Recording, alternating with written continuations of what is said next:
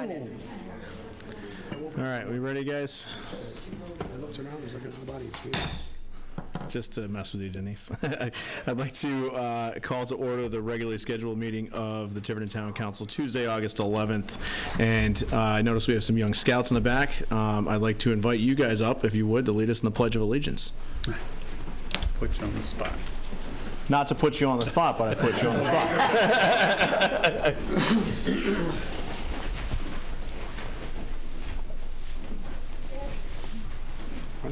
There you go. Take it away. Pledge allegiance Pledge allegiance to the flag of the United States of America and to the republic for which it stands, one nation, under God, indivisible, with liberty and justice for all. Thank you. Thank you. Thank you for indulging us. Madam Clerk.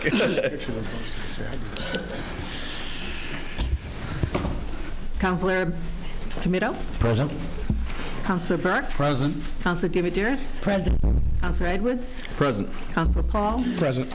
Councilor Perry? Present. Councilor Janik is absent. All right.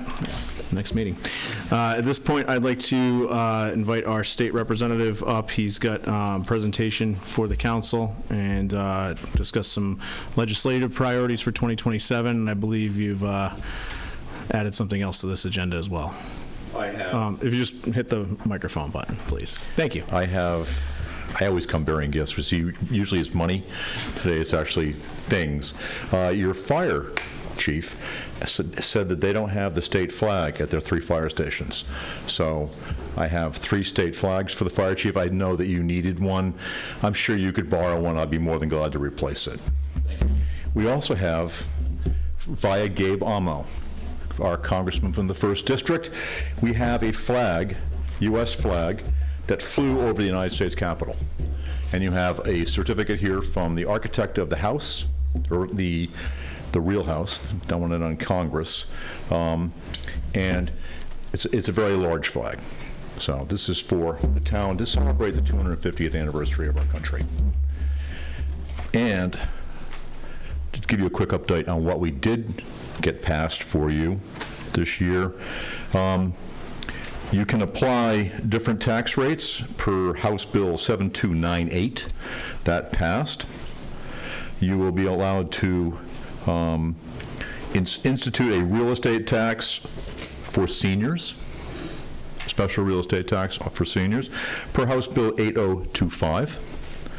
House Bill 8026 allows Tiverton to grant a tax credit $400 or greater for qualified veterans, and to extend that to the unmarried widow or widower upon their passing.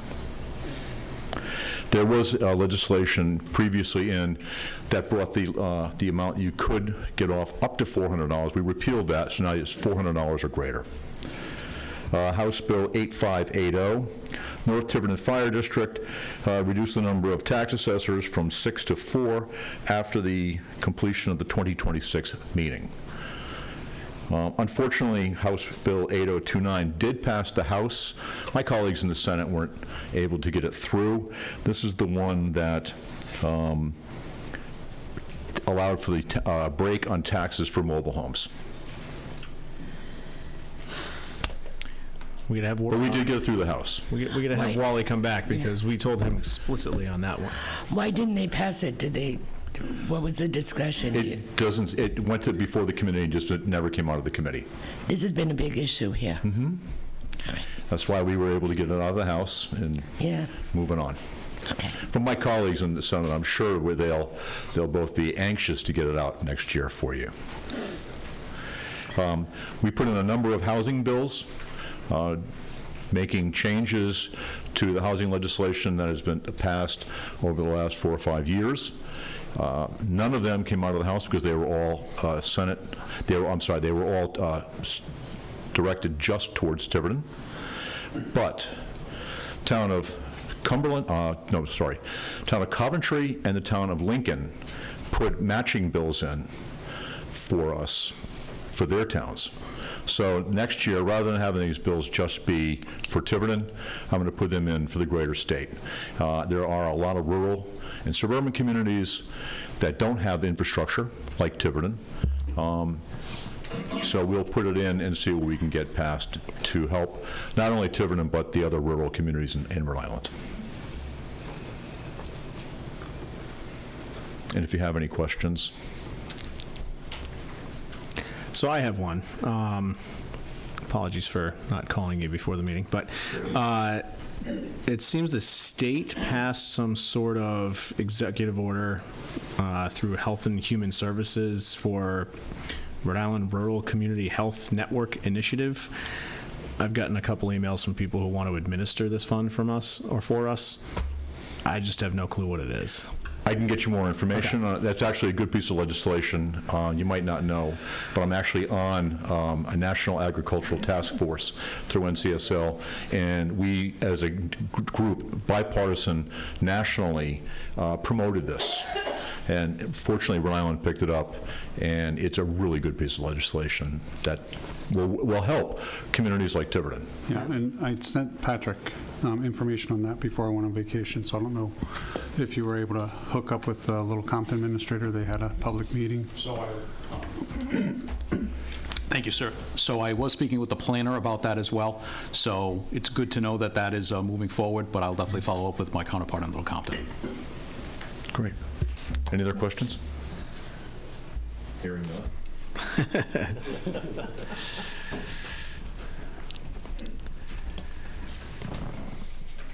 Good to see you.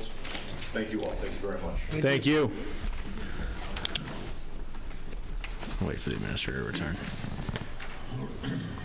All right, next up on our agenda, it is the local business spotlight, but I don't see, oh, there you are, wonderful. All right, so this is something that I wanted to add to our agendas on a go forward. I figured it would be great to have Amanda here from the Bajah's Café, because they just celebrated a big milestone. And so, I think one of the things that we've taken away, and certainly Councilor Comito has been a big advocate for this, is making Tiverton more business friendly. So I think a good way to start that is to advertise or get the businesses that we have in town to have an opportunity to tell us all about what they're doing, and certainly offers the council the opportunity to make sure we meet these business owners. And I figured it'd be a good one to start with you, because you just hit that 5-year milestone. So if you just hit the button right in front, yeah, it'll light it up green, and there you go. Okay, so I was kind of a little all over the place on where I should go with this, but hopefully it's fitting. So it's slightly long, but I don't know. Here it goes. So good evening, everyone. My name is Amanda, and I am the owner of Bajah's Café, located at 137 Main Road here in Tiverton. First, I want to thank the Town Council for inviting me to speak tonight and for giving small business owners an opportunity to share what we're experiencing and, more importantly, what we believe could make Tiverton stronger. 5 years ago, I took a chance on Tiverton. I put everything I had into opening a business that, quite honestly, a lot of people weren't sure would work. 5 years later, we're still here. I'm incredibly proud of that. But I also don't want to stand here and pretend that it's been easy. I'm not here looking for sympathy. I'm here as someone who has lived the day-to-day reality of owning a small business in Tiverton for 5 years. And because I care about this town, I want to talk honestly about some of the challenges, but more importantly, about some of the solutions. One of the biggest things small businesses need is predictability. When somebody purchases a building based on the zoning and building requirements that exist at the time, invest their money, and spend months preparing, they should be able to move forward with some confidence. But when they're finally ready to build, renovate, or open their doors and discover that requirements have changed, the process has changed, or suddenly there's another hurdle they weren't expecting, that can create tremendous financial hardship. And that's where I think we need to look at the entire process, not just zoning and not just the building department. We need to look at what the experience is actually like for small business owners trying to navigate zoning, building requirements, permitting, inspections, and everything else that comes with opening or expanding a business in Tiverton. Is the process clear? Is it consistent? Does the business owner know what is expected from the beginning? And if something changes, are we communicating that effectively? Because uncertainty costs money. A delay costs money. Having to change plans after you already invested costs money. And for a small business, those unexpected costs can be the difference between opening the doors and never opening them at all. Large corporations have attorneys, consultants, development teams, and large budgets to deal with those situations. Small businesses usually don't. For many of us, it's our savings, it's our retirement money, it's our house on the line. It's everything we've worked for. If we want entrepreneurs to choose Tiverton, we can't just say that Tiverton is business friendly. Their experience has to actually feel business friendly. We need to give someone a clear, predictable, and fair path from, I want to open a business here, to, welcome to Tiverton, let's help you open your doors. Maybe that's a small business liaison, maybe it's a welcome packet, maybe it's a clear checklist that walks someone through zoning, building, permitting, and inspections before they invest thousands of dollars. Maybe it's a small business advisory committee where business owners can regularly communicate with town about what's working and what's not. But whatever the answer is, I believe we should be treating small businesses like partners in Tiverton's future, not petitioners trying to figure out where to go next. Sometimes being welcomed is as simple as being noticed. And I think there's another part of being business friendly that we sometimes overlook, actually making people feel welcomed. When I first opened my business, a customer, whom was within a committee, personally came through my door, told me about Tiverton Celebrates, asked if I wanted to participate in the parade, and introduced me to some of the things happening in town. That may sound like a very small thing, but I remember how it made me feel. I felt like Tiverton noticed that I was here. I felt like somebody wanted my business to be part of this community. And because I felt welcomed, I wanted to participate. I wanted to volunteer my time. I wanted to put the work in. I wanted to be involved. And I want to be clear, Tiverton does have positive things happening. Tiverton Celebrates has come a long way. We have community events, we have organizations, and residents doing wonderful things. We're not starting from zero. I think we simply need to do a better job connecting all of those pieces, especially connecting our small businesses to the community around them. Imagine having a small business committee, liaison, or ambassador group whose job isn't just paperwork, it's relationships. When somebody opens a business, go introduce yourself. 6 months later, send an email or stop in. How are things going? Is there anything you're struggling with? Do you know about these upcoming events? Would you like to participate? And don't only do that with new businesses. Check in with the businesses that have been here 5, 10, or 20 years too. Because sometimes simply knowing that your town sees you makes you more willing to invest your time back into that town. We're not a huge community. We have an opportunity to be a close-knit community. And that relationship could actually become one of Tiverton's greatest economic development tools. Imagine a business owner telling another entrepreneur, you should open in Tiverton. The town actually knows who I am. They check in with us. They invite us to participate. And when I have a question, I know who to call. That reputation spreads. And unfortunately, the opposite reputation spreads too. Economic development isn't only about recruiting the next business. It's also about taking care of the businesses that already choose us. Let's make North Tiverton somewhere people stop. The next thing I think we should ask ourselves is, what would make someone want to spend an afternoon in North Tiverton? Right now, for many people, North Tiverton is somewhere they drive through. I want it to become somewhere people stop. Imagine somebody parking their car, grabbing a cup of coffee, walking to a boutique or candy shop, browsing a specialty store, having lunch, visiting another business, and spending 2 or 3 hours here. That's how a small business district begins to thrive. And that means thinking intentionally about the mix of businesses we're attracting. I'd love to see more boutiques, specialty food shops, gift shops, family-friendly businesses, and other unique destinations that complement the businesses already here and give people multiple reasons to visit. We have empty storefronts. Let's think strategically about what kind of businesses could fill them and help create a district where one business feeds another. But we also have to make the area look and feel like somewhere people want to walk. That can start with surprisingly simple things: flower planters, attractive lighting, benches, seasonal banners, community decorations, better wayfinding, and clear parking signs. Right in front of my business, for example, people don't always realize they can park there. Something as simple as clearly marked 30-minute customer parking could make the area feel more accessible. We can think bigger, too. Maybe there's a long-term streetscape plan. Maybe we explore facade improvements, programs, or small matching grants that encourage property owners and businesses to improve storefronts. Maybe someday we look at what it is, what it would take to put some utility lines underground. Not everything has to happen tomorrow, and not everything has to cost millions of dollars, but we should have a vision. What do we want North Tiverton to look like 5 or 10 years from now? Do we want it to remain somewhere people simply drive through on their way somewhere else? Or do we want to create a main road where people say, let's park and see what's here? Other communities have found ways to create that kind of energy. First Fridays, sidewalk events, seasonal markets, coordinated business nights, festivals, and cross-promotions where businesses work together instead of each of us individually trying to convince people to come through our doors.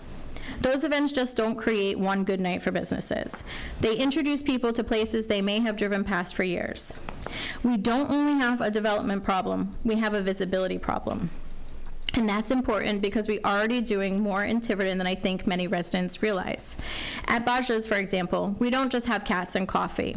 We host paint nights, coloring events, book clubs, crochet nights, board game nights, and other community activities, many of which don't even involve the cats at all.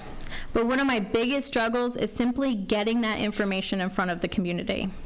I saw a Facebook discussion recently asking what North Tiverton needed, and people were saying, we need a coffee shop.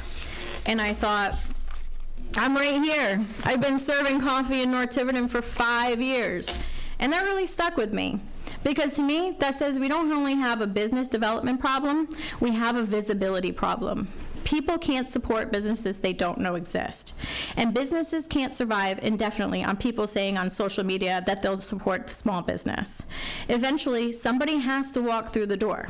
That's why I would love to see Tiverton create a positive, town-supported place where residents can discover what's happening in their own community. And I don't think that they should be about, and I don't think that should only be about businesses. Let's celebrate Tiverton. If a business celebrates 5 years, let's congratulate them. If a new business opens, let's introduce them to the community. If the town conserves another piece of open space, let's celebrate it.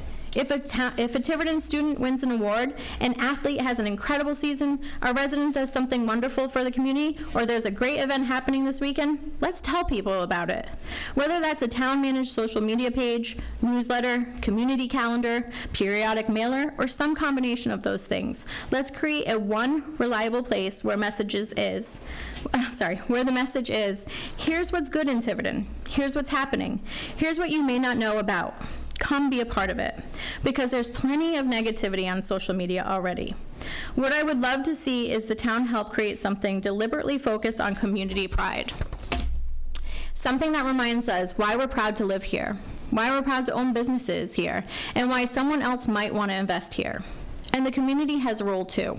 There's one more part of this that the government can't solve by itself. That's us, the residents. We say all the time that we support small businesses, but supporting a small business isn't liking a Facebook post. It's walking through the front door. It's trying the coffee shop you've driven past 100 times. It's visiting the store you've wondered about. It's trying the restaurant you've never been inside. It's spending $10 or $20 with a neighbor instead of automatically going to the corporation you've gone to for years simply because that's your routine. Because those dollars matter. They help pay a local employee. They help a business owner pay their rent or mortgage. They allow us to sponsor local events, donate to community causes, and keep our doors open. And when our existing businesses are busy, when our storefronts are occupied, and when people are walking around spending money, something else happens. Other businesses want to come here. Success attracts investment. So ultimately, I don't want us to only ask, how do we bring more business to Tiverton? I think we need to ask 4 questions. How do we make businesses want to come here? How do we make it easier and more predictable for them to open? How do we help the businesses that are already here survive and grow? And how do we create a North Tiverton that people actually want to park, walk around, explore, and spend money in? I didn't come here tonight because I've survived 5 years and I want someone to make things easier for me.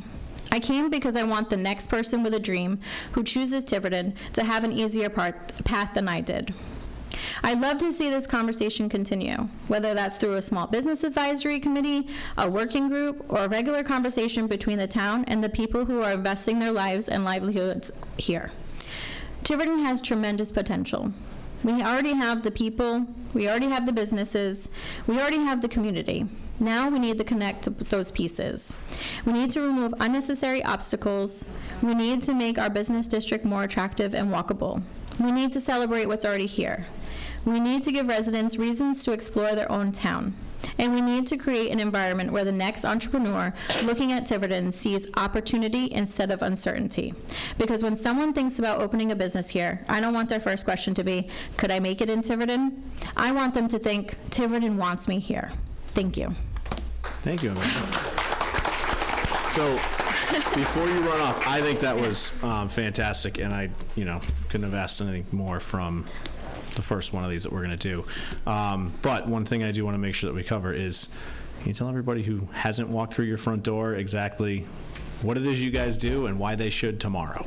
Oh, yeah, so, hi. So we are Bajah's Cat Cafe, located at 137 Main Road, and we are more than just cats. We are a coffee shop. So the cats and the coffee are completely separate. The cats do not make the biscuits, nor the jam. We have delicious fresh coffee every single day. Pastries, amazing, amazing, amazing things. But the best part of Bajah's is we help cats from the local Tiverton community. And I got my building permit and my fire permit, and I'm so excited. So that's going to start like September 1st. So the rescue will be hopefully 6 months open, and we can help more cats. So That's awesome. Yay. Yeah. Excellent. Thank you. Councilor Ray. Thanks, thank you very much. I think you may have read, because a lot of what you described as the wants comes straight out of the North Tiverton Revitalization Committee plan that was put together and put before the council last fall. So I would encourage you to take a look at that on our website. Sure. And we'll have some more meetings coming up. I have to meet with the planner around that, but they're all great ideas. Thanks. One of the things, too, was a small business association created by the businesses. So I know that Dave Ferrer and Sally Ferrer from Family Ties are interested in that, as well as Carminda and Joe from Primavera, Heather from the Underground Culture Shop, and there was somebody else, I think, but I couldn't remember. So I would encourage you to reach out to them, because they want to do that, and I'm happy to help with that. I haven't been to your shop only because I know the cat room is separate. But I am severely allergic to cats. Okay. So, Never heard that before. ask my daughter. I can't go to her house that often. It's true. So there's a lot of good things in there. A lot of that dovetails with that report. Yeah. So this is the kind of energy that's needed Yeah. to make that report happen. But I What's think in that report the happen. thing too is, so that was, you said last fall. I didn't know. So that's another thing I think we need to We actually talk- walked up and talk. down. How come I didn't see you? Maybe it was the day you were out. I don't know. You weren't, because you're closed on. Never no? closed for 7 days a So week. I'm not sure, because we walked up and down the streets. Did you? And we did outreach. We had community forums at Okay. Picasset, at several other places. See, I didn't hear anything, and none of the businesses that I talked to in that area had said anything to me.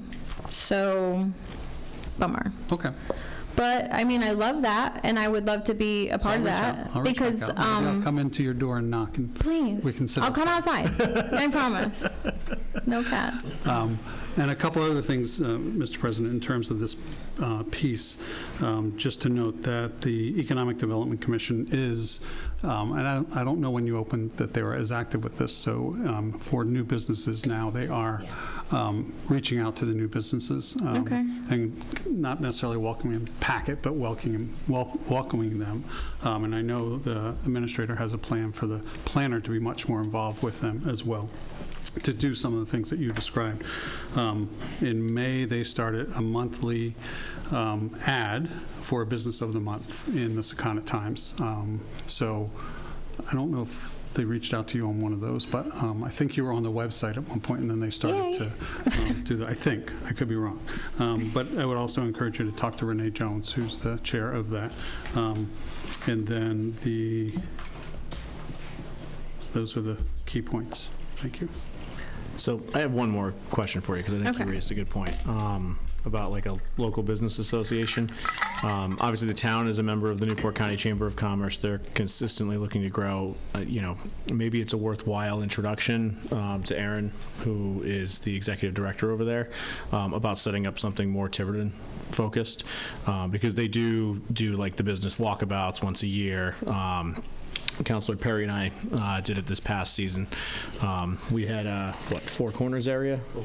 So we get to go in and talk to the businesses in that area, and they had teams that kind of fanned out around, all around town. So, maybe there's an opportunity to expand their footprint here and leverage some of the resources that they already have. I know and I can't remember her name, and I feel so bad, but I was talking to her. I had a connection to a woman that had a business down at Four Corners. She's not there anymore, but they had a really good group of all the Four Corners people. It's fantastic. And that was like 3-4 years ago. We had kind of, maybe talked about that. I just don't, I wish I had the energy to get something going, but Yeah. I don't. But I just would love to copy what they are doing down there for North Tiverton. So I don't know who's down there that could give us some tips and tricks in North Tiverton, but I would love to hear it. I'm sure we can connect you with someone. Okay. Yeah. Wait, why me? I'm just kidding. Councilor Camino. Yeah, so congratulations on the 5 years. Thanks. What you said, I think you hit the nail on the head. The process that you went through with your business was absolutely terrible. It was long. Yeah, right. It was a long process. Zoning had changed somewhere in between there. But I've been passionate about and trying to work with the administrator, trying to work with the building department to get our process simpler so people can understand it, move forward quickly. But it's been a very difficult task, to be honest with you. There are a lot of moving parts. A lot of people need to be involved as far as putting a plan together and a process from the planning department. Now that we have a planner, I'm hoping that at some point to sit down with him and the administrator and the planning department to come up with a process to, if you're a small business, large business, whatever it is, so people can understand, especially on the small business side, the process, A through, however long that check sheet is, so you can understand it and we can move forward quickly. And because, like you said, being a small business, it's very difficult to understand zoning, what the building official needs, the inspections, what the fire department needs. We got to figure a better way to do it. Yeah, it's a lot of Google searching. Yeah, so. And someone recently that I know of purchased a building in Tiverton just a few months ago. I think it was a few months ago, and she was ready to go, and zoning changed. Yeah. So it's not just me that this is happening to. No, it's definitely not just you. So. Right, and it's hard because our businesses are what we know. We don't know this stuff from... Process. Yeah, it's a lot, it's a lot for someone. I mean, I was in the accounting field. What do I know about zoning? So, and I'm going to keep working on the zoning. I mean, I kind of took a liking to zoning, and I try to push the zoning for, not so much the big developments, but for the individuals, the people who have property. We should be able to use our property, and so it's just a big, long process. It's just, I don't know how we make it smaller, but hopefully in the next few months we can keep working on it. And with the election cycle, it's going to be difficult to get things going, but it's always in the back of my head to try to fix that process, and it's been difficult. I think it would be absolutely fantastic, and I really hope you can come through, and maybe I can help a little bit here and there. Awesome. Councilor Perry. Yes. I think your presentation was spot on. I really appreciate it, and congratulations on your 5 years. Thank you. I hope you have many more. Me too. A couple of things. We're fortunate right now to have Chris Spencer as our town planner. He was one of the original initiators way back in the day on the North End project, kind of like what this Mr. Burke has taken off over the last couple of years. So hopefully he can break out his plan and they can get together and get this rolling again and make this really happen. I totally agree with you. I mean, you go on Tiverton happening, and all you get is bad news. Yeah. Maybe they can start putting some good news on what's going on in this town instead Right. of the bad news. Yeah. And we're sick and tired of opening up Tiverton happening, and all you get is bad stuff. Absolutely. Let's put on some good stuff on what's happening at your place and other places in this town. We're sick and tired of the bad stuff. Right. There's a lot happening in this town that's good. There is some bad, but you know what? There's a lot of good. Let's start putting on some good stuff, so when people read it, they might want to come here. Right, Because all we're doing is exactly. driving them out. Yeah. Thank you. Thank you. Anybody else have any questions or comments? I think I speak for the whole council when we say congratulations on the 5 years, and Thank here's to the you. next 5. Thank you. And certainly, any one of us, if you do have any issues or anything come up, by all means, reach out to us, reach out to the Yeah. administrator. You know, we really want And to. he's been fantastic. wanna change the thank you dynamic in so this town. much, because I've whined to him a little bit, here and there, but he's been fantastic, and I really appreciate it. Yeah. Yeah. he gets a lot of it from the 7 of us. Nice. minus Deb, because He wasn't she's there away. when he took the job. Yeah. But thank you very much for coming and for being the first one of many. Awesome. Thank you so much, guys. Thank you.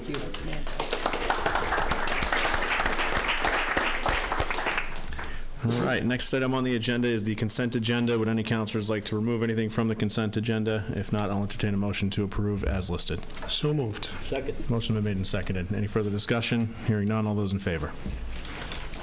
Okay. Madam Clerk, did anybody sign up in between? No? Look at this. I think this gentleman wanted to sign up.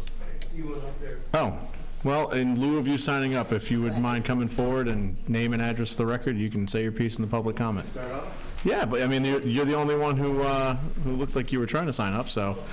And I noticed him trying to sign up. Time, or we're going to talk about the PFAS situation?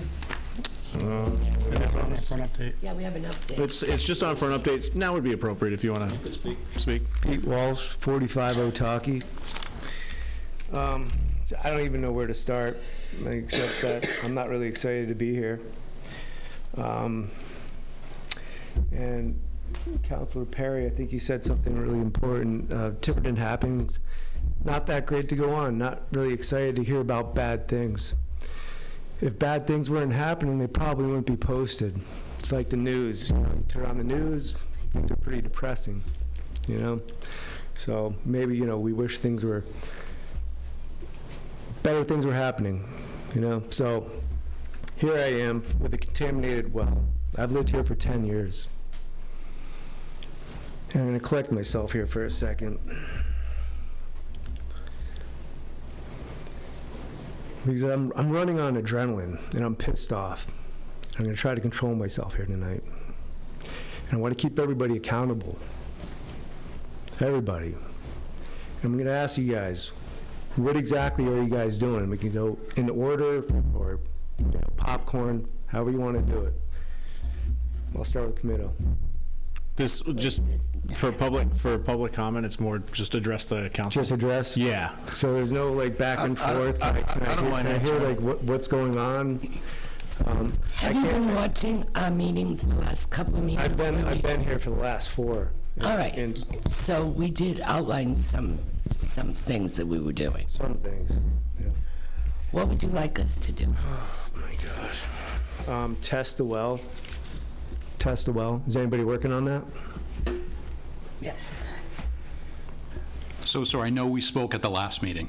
Briefly, yes. Yes, we did. And it's going to be addressed tomorrow night as well. So it is our plans in the future to look at the well, and you're talking specifically about the well at the fire department. Firehouse, yeah. So what we're doing now. Station number 3. Correct. So what we're doing now is testing everything on and around that impacted area. I was on a meeting today. When you with say we, you mean DEM? DEM, Department of Health, and us. We are not conducting the tests, obviously, but we are coordinating with them because you're our residents, and we care about you, and we want to know what's going on. So as of today, they have conducted 120 tests. They're still waiting for some of those results. So part of what they're doing is a contamination investigation. At some point, I imagine it'll switch to a source investigation, but what they're trying to establish is those boundaries. Like, how far does the contamination go, how many wells are impacted, and to what levels. So that's where they are now. So also as part of that, they've given us tests, and I have them in my office, and I plan on bringing one tomorrow. And I know on one of the calls, those of you who have conducted the test, I did not realize how difficult it is. It is not like testing pool water. It is, you have to put on rubber gloves, there's instructions. So Department of Health is going to be there tomorrow, and they're going to demonstrate to anyone who wants to learn how to do it, how to take a water test. And the town is going to pay for that test. Anyone who has not been already tested in the impacted area. And it'll be, what I am going to recommend is that we kind of, if once DEM does the search area and the boundaries, we start going outside. And I know that we've been approached by some people who are 250 feet outside the DEM area. They would get priority. So we'd want to test those folks first. Department of Health also told us today that they completed a lot of the testing, even with the delay that was talked about at the last meeting with one of their testing machines. So they explained to us, and they're going to explain it again tomorrow, that there was a part that was delayed that caused them to have the delays in the testing. But that's been remedied, it's been fixed, and as of today, from what DOH has told us, all the Tiverton tests have been tested, and they're waiting back for those results. What they're also going to do tomorrow, and I know there's been a lot of questions about the levels and the waiver that was brought up, and I know that you sent that to me, so thank you for that. How they explained it to us is your name and address is confidential, but the test results are not. So by putting the test results on a map, in essence, they are disclosing who you are. So what they want to do is come up with a map that shows all the different gradients of the levels of contamination, and they were working on that today, and they're going to release it tomorrow to all of us, including the town, because we have not seen it yet, because they're getting all of this information on a daily basis. What they're also looking at is how long does it take for people to get that water filtration system installed. We've heard 3, 4, 6 weeks. We've spoken to them about their vendor, and it is a state vendor. I know several residents have approached them and asked them, can I have my own water vendor install it? They're going to address that tomorrow night because they have a relationship or an RFP with the water filtration folks. So those are the approved vendors that they use. And I know that there was an issue with one of the recent installs that is being remedied or has been remedied, but they're gonna go over what happened with that, and I know they've been in contact with their vendors. We have made arrangements for anyone who wants water delivery, like a Poland Springs, to have that done. We're gonna have a sign-up sheet there tomorrow. If you wanna have water delivered like a water cooler, we'll take care of that. What we want to focus in on is the folks that cannot get their water treated with a water filtration system and give them priority. And then anyone else on a case-by-case basis, first come, first serve, we'll start doing it until you can get either a water filtration system or a dedicated water line. We also looked at, does this impact showering or laundry? And we asked that today because we were making arrangements with local laundromats to give folks gift cards. And also, and I'll do a shout out to Mr. Long at the Longplex. He was going to give basically gym memberships, like pass cards, to residents, whoever wants to go there and take a shower. And you still might be able to do that if you feel more comfortable. But we have been told by DEM, and more so DOH, that PFAS is only harmful when ingested. So you can have laundry and you can take showers. But if you want to ask that question tomorrow, I would absolutely ask that. But we asked that today, and that's what we were told by the Department of Health. What we're also doing, and I know the council approved it, and it's also on for the resolution today, to get the water line started. So we want to get that water line going as fast as humanly possible, and we want to do it in phases, knowing that it's not going to be able to run all the way down Bulldogs Lane all at once, but we want to, in and around the fire department, kind of get that done. And I know we spoke about it, sir. It's possible that the fire department is responsible, but we don't know that yet. But we are going to test that well. But what we want to do is test the wells that are active. And I also want to make it clear too, because I know there's a lot of misinformation out there. And I know Councilor Comito can speak to that during his service on the fire department. That well was not closed because it was contaminated. That well was closed over 10 years ago when, to be honest, I had never heard of PFAS. And most people, I don't think at the time, heard of PFAS. There was a problem with the well pump. And the well pump was costing the fire department in the town hundreds of dollars a month to keep replacing it, because they had to fill up the fire trucks. So it was made from a fiscal perspective, not because of any source of contamination. It was logistics. It was easier to spend $10,000 instead of spending $600 a month to replace a pump to connect them to the water line, and also so they could fill up the fire trucks. That's why that well was closed. And I know we also spoke about DEM cannot test that well because there's not an open source. So what we need to do is uncap it, and it's not as easy as dropping a bucket and pulling up water. We'll have to circulate it, get it going, and then have it properly tested. We are trying to work with DEM to see if they have the capabilities of doing that, and if they don't, we'll find somebody who does, so we can find out what's going on there. I also know that you spoke to the planning department on Friday about the construction that's going on at the intersection of 81 and 177. That is a DOT state job.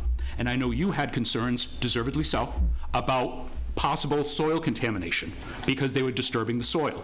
We've reached out to DEM. The planner spoke with his counterpart over there, so they're very well aware of this. So they are going to take all necessary precautionary measures to make sure that there's no spread of contamination, or whatever's happening to that soil isn't moved around or causing any further contamination.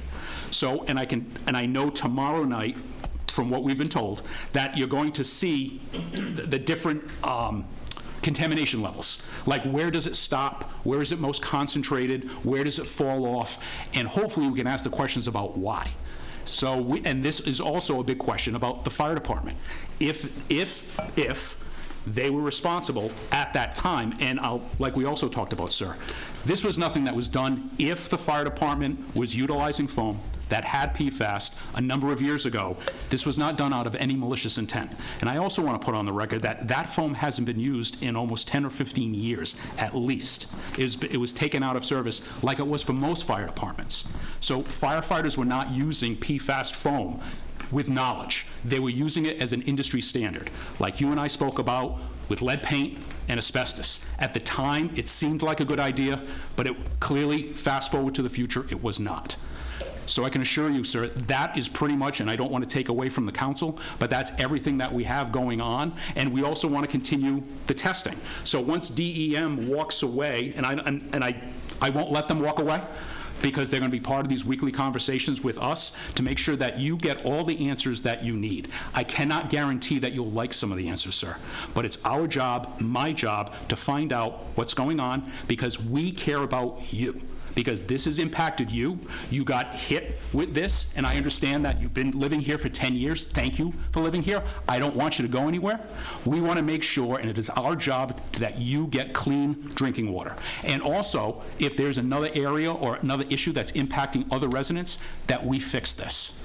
That's my charge, that's what I plan to do, and that's what I plan to do with the council and everybody here. So again, if you do have any questions, and I didn't mean to take all your time, sir, I hope I answered a lot of your questions, but if there's anything else that you want to ask me, feel free. Well, I appreciate that. I appreciate all the feedback and everything you said. And yes, I did come down to the building department on Friday. It was hot out. I wasn't having a good day, and I made my voice known, and it got around, so it works. Thank you. I have a whole laundry list. You did touch on a bunch of things. And, you know, me being straightforward about testing the well, it's more just accountability. I'm not saying anybody did it maliciously. I understand. But when we're getting false information from people who might have worked there or who did work there and saying it's not the firehouse, and firefighters that do work there or had worked there saying that PFOAM was used, you can see the mixed kind of messages we're getting. You know, I'm up here, you know, in good faith that there's going to be transparency. You know, people are going to be telling us not what we want to hear, but the truth. And, you know, this isn't going to go away. In fact, it's called forever chemical, so it's going to be here forever. I will not be here forever. You know, I want to move out of the town. And unfortunately, I can't sell my house. So how about that for a position, right?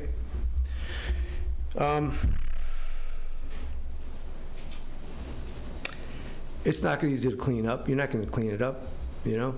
You have to dig down 200 feet, and you have to go 100 feet, 200 feet, a mile that way, mile that way. Not digging it up. I've driven by this sign for 10 years. I never even noticed it. Does anybody realize that it's a watershed? It's a protected area? We do. How was it protected? Who was protecting it? You know, we didn't know the PFAS was in the foam, but, you know, was that responsible? Was that good judgment in, you know, a protected zone? So all that's going right down into Saudi Pond. Another thing is you get the filters, right? 1 gallon of reverse osmosis takes 3 gallons. So where does the other 2 gallons go? Goes in your septic, right? Where's that going? Going leach into the ground. You know, it's just going to spider web out. It's going to keep growing. So, you know, I don't even, is this being on? Yeah. Yes, sir. I mean, Yes, sir. everybody out there in TV land, you know, poison coming to a well near you. I mean, I have so much more, and I don't want to like bore everybody. Does anybody want me to go on? Absolutely. All right. I got questions for the town. I got questions for the firehouse. I got questions for everybody.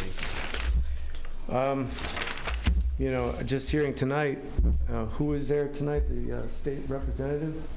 Something about taxes or something like that. What are you gonna do with our taxes? Am I still paying taxes? On what? How much is my house worth? You know, my neighbors think it's worth about $1. You know, I think there was a house down the road. It was worth $600,000. I think they had to dump it for like $200. Maybe he got lucky. I don't know.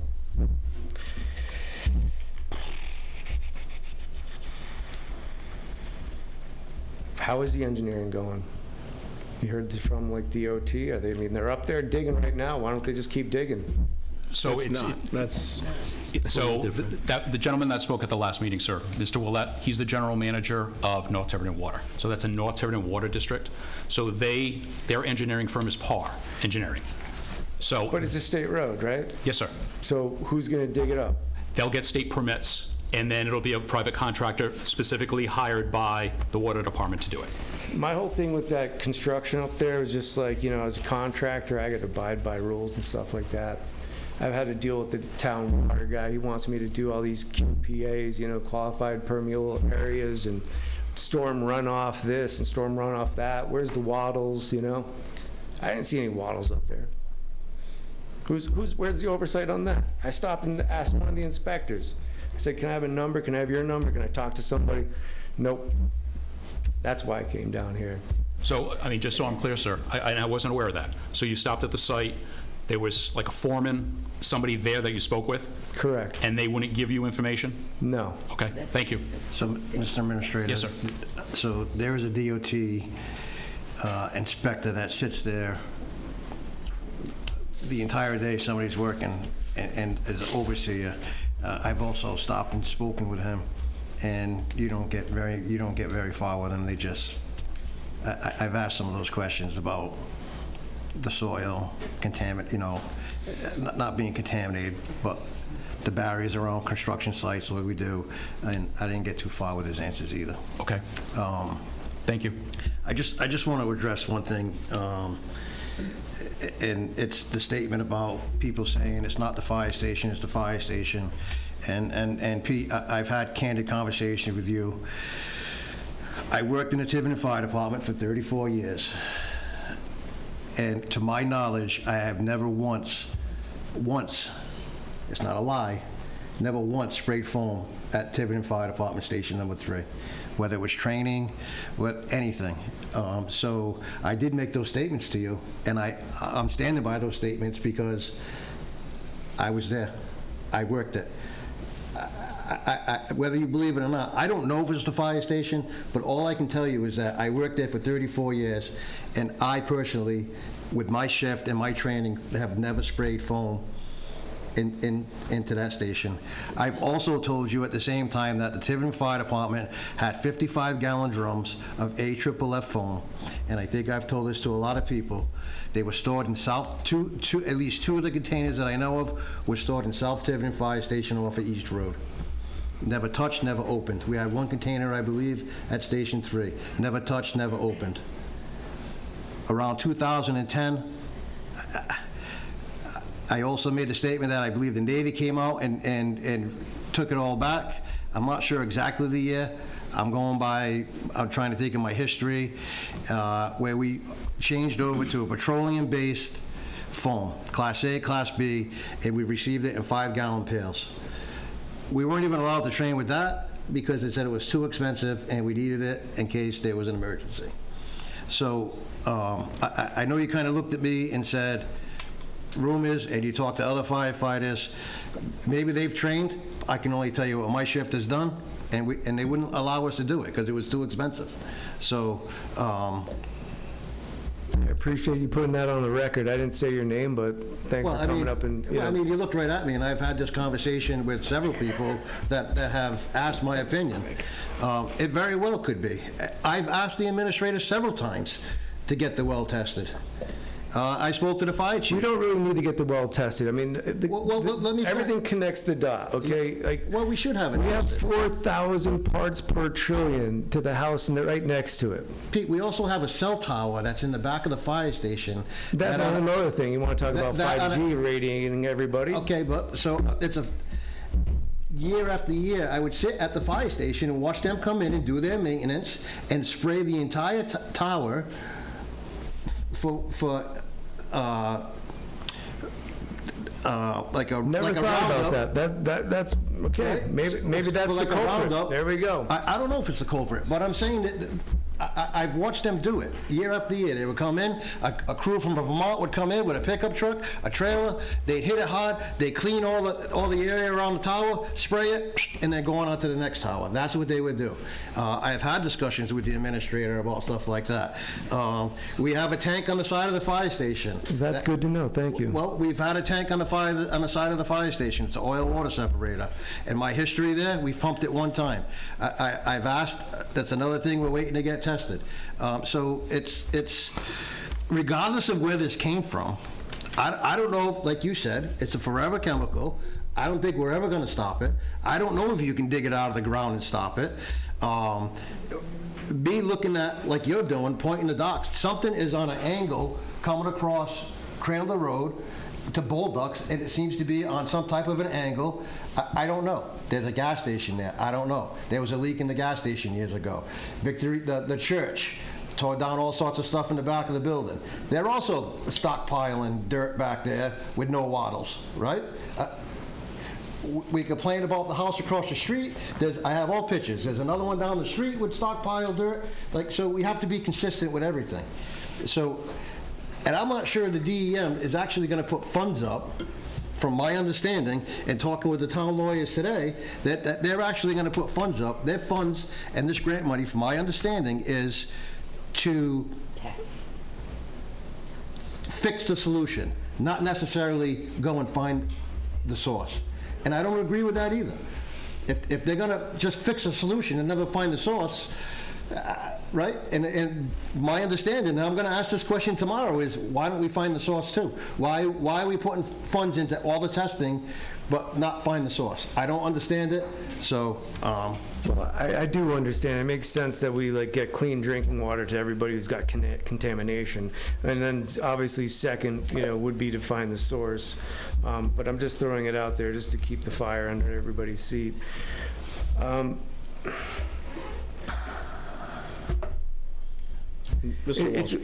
just one more. Yeah, go ahead. Just to be transparent. That's all I'm asking. I'm asking just everybody to be transparent. I think we're trying. I don't think we're getting all, like I said in the beginning, it was very slow getting information from the DEM. I would get more information from your neighbor, the constituent, and we were on the phone. I was on texting this weekend with her while she's on her way to, on vacation, to trying to get information on the different type of systems that are going in, so I can follow up and see and ask him the questions. Hey, I got somebody who can put the system in tomorrow, but the DEM's not going to pay for it because it's not their vendor. So these questions are being asked, Pete, and they're being pushed by people, and I think the information is more forthcoming now that the administrator's been on the phone with them almost every day or every other day, and I think the information's coming. I understand it's not as fast as we all like, but we can't sit here as a town and put out information that's not factual and not true. I contacted you personally on June 22nd. Yep. Just to say, hey, you heard anything about this PFAS stuff? You're like, I think I heard something about blah, blah, blah. It says like, oh, they're going to give us filters. You're like, oh, great. I hope that remedies that. Yep. It's the last I heard. I've I've reached out to other town council members, you know, I've texted back and forth, you know, I was concerned about like drinking the water from the fire station when the fire station had bottled water. So it took a little bit of research, found out that, you know, the Tiverton Fire Department, I guess it's number 1, whatever. Station number 1, East Road. Water's not that I good explained there, to you so. why they were drinking water there, because the well is not good. So my point was that I asked somebody about it, and they told me that those bottled water at the Tiverton station was there for us to pick up because they were going to fill it up because they didn't want to, you know, they're worried about lines, you know, so nobody have to sit in line. It's about transparency. I don't want somebody to just tell me something that I just want to hear or whatever, you know, I want to hear the truth. I just want to hear, you know. So, and this is just like the tip of the iceberg, you know. This is just like I'm just reaching out to you guys, right? The town council, and I'm already like feeling like frustrated from. I wanted to come in here with like an open mind, saying like, no, it's not. It's just like I hear and constituents. I don't like the word constituents. How about like town members or neighbors that they're frustrated with all sorts of stuff, and you know now I'm coming in. I'm falling right into it, you know. It's just like on these amendments. Let's say here, like you should have like an email or something like that. I have family members who are geologists, and they're working on this PFAS situation up in New Hampshire. They've been doing it for 10 years. You know, is anybody reaching out? Are they talking to other towns? See what they're doing. What's going on? How do they get through this stuff? I can send somebody a link. There's a link to a website, town website, where basically it just can keep everybody informed. You know, tell us exactly what's going to go on. It can be documented. They're doing it for 10 years, so they've had some time to do that. But maybe it's something to think about putting on a website for the town.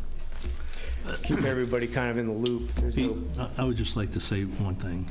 If you don't think that any one of these councilors are concerned, we all are concerned, and I'm not going to speak for every one of us, but every single one of us are concerned about what's happening with this PFAS situation. The problem is we don't want to give out information that we don't have. I called DEM. You know what they tell me? Nothing. They can't give us any information. So I can't give you people any information if we don't have it.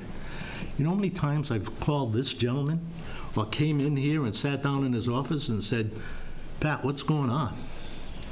About every other day, we're sitting down talking about this. So it's not that we're not concerned. We are definitely concerned. You know, we leave these meetings at night. I go home and I'm up until 1, 2 o'clock in the morning because I can't sleep. That's how concerned that we are. Yeah. But there's not much we can do when we don't have the right information. Yeah.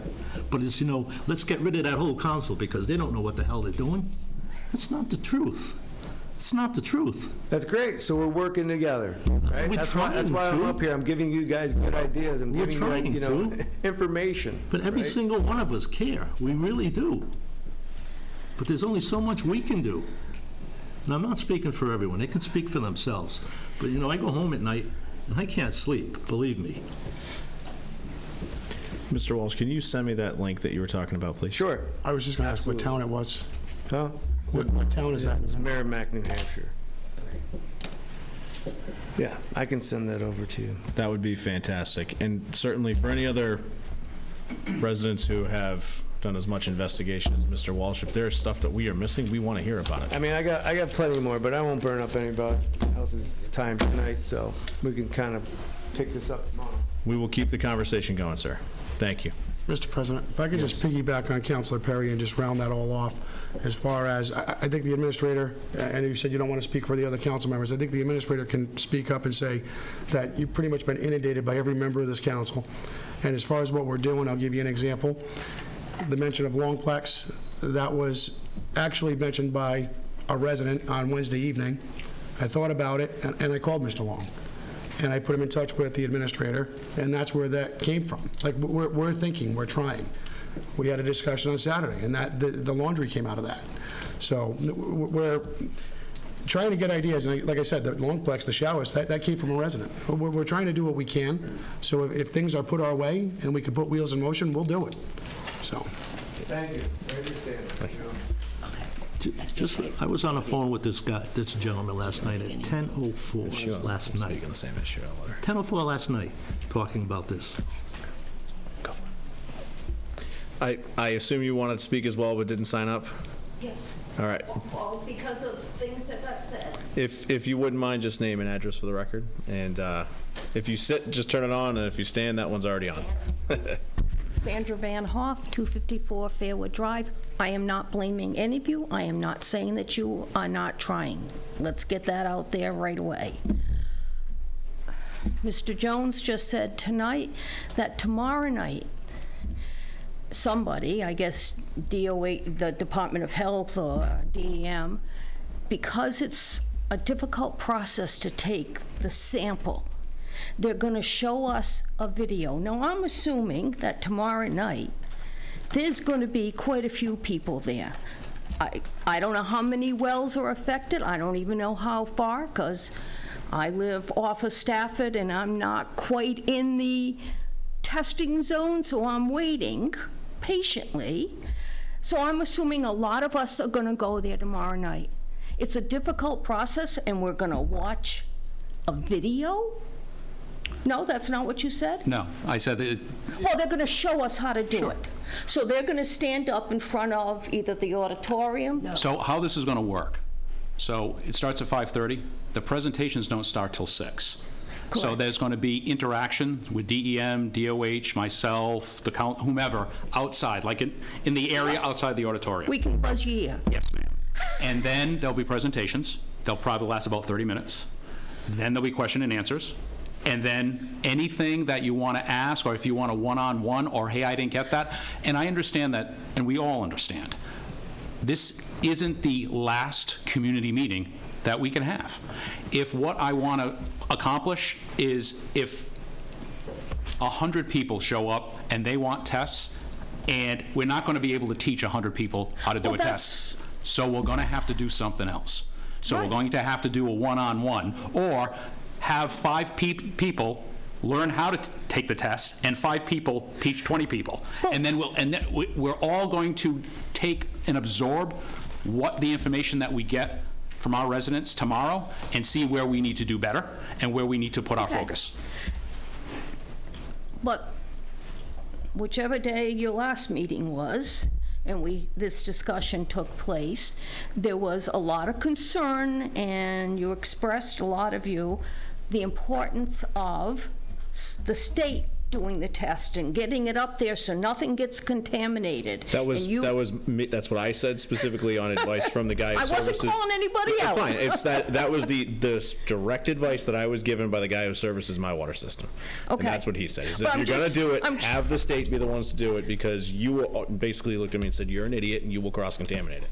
Right, well, and I thought I took away from that meeting that the town was going to push for that, because we're concerned about the cross-contamination and making sure it gets done right, and now all of a sudden, however they're going to do it, whether it's video or they're going to stand up with it there with the container. I haven't seen it yet.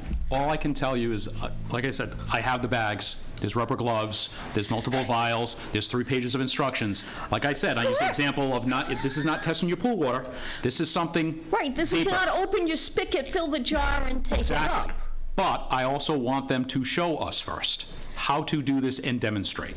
And if we feel that this is something that residents are not comfortable with, then we push. Okay. Another thing you said tonight, the $125,000 that you approved. Yes, ma'am. I understood that was strictly for North Tiverton and their engineers to get a plan on how to put in the piping and all the houses and how many houses there are. Yes, ma'am. Okay, but I thought you were, maybe I misunderstood, and that's why I want to clarify. Someone saying about, well, it's going to start and, the first piping. It's going to be months before piping. So I mean, I just want people to understand. you're right.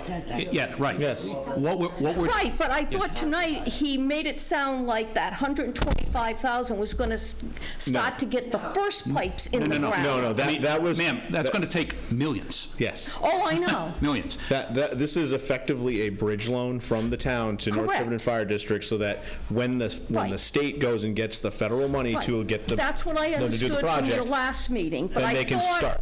you were a little unclear So tonight. let me try and be clear. What this $120,000 will do is any water project through North Tiverton, and I do not want to speak for North Tiverton Water. I am not a water expert. I do not do this. They need a plan. Right. And this will be able to take all the residents in that area, the impacted area, and assume we're going to provide them water. And that's what the modeling does. Okay. So, and that's what this plan is going to do. Right. And take that 120,000, that's the blueprint. Right. That's it. And then, going forward, how do we do implementation? Through further engineering and in stages. So if the highest concentration comes out to be in and around the fire station, let's just call it that, then they should be part, because the water line's right there in front of the fire station, they should be part of Phase 1. And we get Right. those folks connected. Right. I guess I misunderstood, and No it worries. came across as it was going to happen quickly. No problem. Yeah, no. Now, you just said that the water department is going to look at the ones that are contaminated, and that's where you're first going to begin. But you just said Yep. a few minutes ago, that you don't even know how far out it's going to go. We don't. So how We are don't. how are the people who we don't know, but who are, Yep. a little bit down Stafford Road Yep. and a little bit down Bogamash, Yep. when are they going to get tested, and how is the water district going to add all that in? I don't know. Okay. I don't know. I think what we're doing now with all of the testing is finding out how far the contamination goes. But how do you say that, but the people outside of that close area, and I'm not saying they shouldn't have been the first people tested, I'm not saying that at all, but you keep saying we don't know how far it's going. How are we going to do that testing? Are we going to be testing the next 6 months, or should I be paying to have my well tested on my own? Patrick, my understanding is they're testing until they get negative. Right? That's how DEM explained it. Again, I don't want to speak for DEM Right, or give out any... But that's how so- they're going to do the boundary. So we haven't reached negative yet. We don't know that. That's a Ms. Van question. Hoff, that's a fantastic question. DEM for is tomorrow. not telling us this. Okay. But that's a question for tomorrow. My understanding was they were testing, and then when they started getting negative wells... They would just continue a that's the little just to boundary. make sure the margins were clean. That was when I talked to them, that was my understanding. It might have changed, but they're not telling us as a group. Like, we call there and they give us bits and pieces of information, but they're really not keeping us they're keeping Patrick informed now, but from the very beginning, no. I found out at a summer concert about this.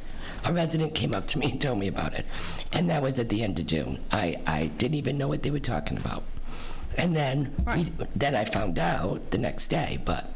Right, but, we that's what I we keep talking about we're going That's to what I test until it's negative, but let's make that's sure what I that understood. happens. That's what I understood they were think going to that's the do. plan. Because Am in I the right? meantime, people don't know whether their well is positive or not, and we're still drinking our well water, because what else are we going to do? So I think the advice has come out from the administrator is that everybody in the town who has a well should be testing their wells now. We shouldn't wait for DEM to test our well. So we should all pay to have our wells tested? I'm living at the end of Crandall Road, and I'm paying to have my well tested. Okay. Now, if it becomes PFAS, is it something that could be, incorporated into all this? I don't know, because the DEM is saying it's only this area. I have a friend who is on, I've said this before publicly, South Lake Road, is well tested for PFAS. So. Right. Adam Reposer at the planning board meeting said his friend is 4.1 miles down Stafford, and he tested positive. So we're and he got tested by the state. So we're all over the place with the numbers, right? The map hopefully is going to answer some more questions once we have the map, which I've asked for several times. We don't have it. Hopefully we're going to have it tomorrow. Right? You have people at the top of Fernandez that have very high numbers, and people at the end of Fernandez have almost zero. Right. So we're all over the place. So this map, hopefully, is going to give us a plan and extend. Now, the extra $25,000 that we all allocated was, okay, my well's 250 feet away from the line. DEM says, no, we're not going to test it. The administrator went and got some extra tests. So hopefully we can get those people tested. Right. So until we have that map and they tell us, hey, we're clear to this area, we're not going to have those answers. And that's, I think, everybody's frustration. And even the people up and down Stafford and Crandall Road. So I feel everybody's frustration, but... Well, like I said at the beginning, I'm not blaming. No, but like, I want the answers too. And then you read a little bit more, right? And Pete brought up some good questions, right? So PFAS is in everything. And what do we do with all these new houses today? We put all plastic pipes in, PFAS. How are we going to dump it? I've asked those questions. We're going to dump it on the ground, okay? So we're just going to have a circle. We're going to clean 1 gallon, and we're going to dump 3 gallons of contaminated water, right? We're going to concentrate it. Right, so how do we address it? So hopefully tomorrow, these are the questions we need to ask, and we can get some answers. Right, and now... I don't even think they're going to have the answers, to be honest with you. I don't think so either. I've spoken to somebody, and I'm not so sure they're going to have the answers, but... You, I think it was you, maybe not. Could have been me. Said tonight, it's been, no, it was Mrs., it's been 10, 15 years ago that the foam, if the foam got used or wherever it came from. So we're looking at maybe another 10 years, and my well tests negative right now, but 2 years from now, it's just a lot of questions for residents. Can I just articulate this too? And I think this is an important point that Mr. Walsh brought up, right? And if you go on and look, the DEM has done a phenomenal job of mapping the aquifers in Providence and the northern part of the state. They have zero idea how water flows underground in the town of Tiverton, Little Compton, Aquidneck Island, South County. They've just never done it. So, we're sitting here saying, oh, maybe it originated at this spot. Maybe it did, maybe it didn't, right? There's a number of other potential locations where something like this could have come from, because for whatever reason, we all sat back and Dow Chemical Company said, this is a phenomenal miracle product. Let's put it on, let's spray it on your pans so they're non-stick. Let's put it in the, in the firefighters' gear. Let's use foams to take care of this stuff. Let's put it in every single freaking product that's out there. Pesticides, lawn fertilizers, they put it in everything. Right. And they call it forever chemicals because, from what I've read, the only way to get rid of this stuff is to heat it above 400 degrees Celsius for 7 days straight in order to break the chains into smaller chains, and then you do it again.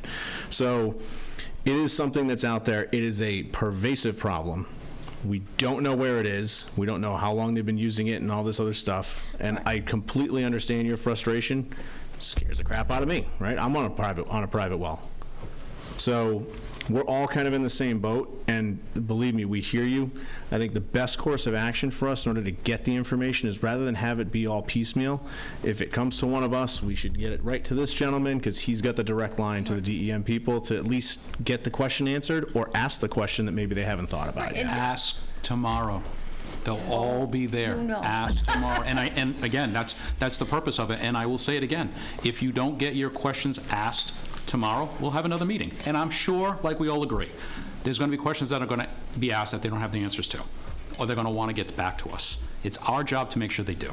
You know, So this way, they provide that information to us. And this is not, again, it's not on any of you, but it's frustrating to hear tonight that these filtration systems that supposedly the state is going to provide, people can't get now. Well, you can get them. Well, no, the state doesn't have, the state's not going to be installing all of them yet for months, right? I thought that's what was said It was, tonight. they have a backlog of And that about if you 6 went weeks. to you could go to buy one on your own, but the state's not going to say, oh, that well's. It's non-reimbursable. So, that's frustrating. We're talking months before these people can get their wells cleaned up, Ms. Van Hoff? have the filtration. I'm going. Yeah, no, I was just going to say, please come tomorrow and, Oh, I and will ask be. the state, and you'll see DEM will be there. I'm sure we'll Right. see a familiar face. Former chair of the school committee will be there from Department of Health, right? Yes, sir. Yes. That would be a great person to ask the question of. Yeah. It just feels like the state, and I'm not, again, that the state's not providing information. They're not, and I know government takes a long time to do stuff, but we're in an emergency down here, and I don't know who else in the state is in this same emergency. I think what we're seeing is that the state got a bunch of free money to go do some tests and didn't think, hey, what happens if we actually find something bad? And that is exactly the question I would ask DEM. So is Tiverton alone in the state right now with this issue? No, we're not the only one that they're testing. No, that's got the positive don't know. test results. We're the highest in Rhode Island. Yeah. This is how far we're looking. I was watching the news last night, and I had heard this about a month and a half ago in Westport. Westport has a lot of contaminated wells all of a sudden. And they're looking at that mid-city scrap fire. Steel, yep. So they did the testing. They're not going to get the test results until September. I jumped on my phone and texted this guy. I said, watch Channel 10 News.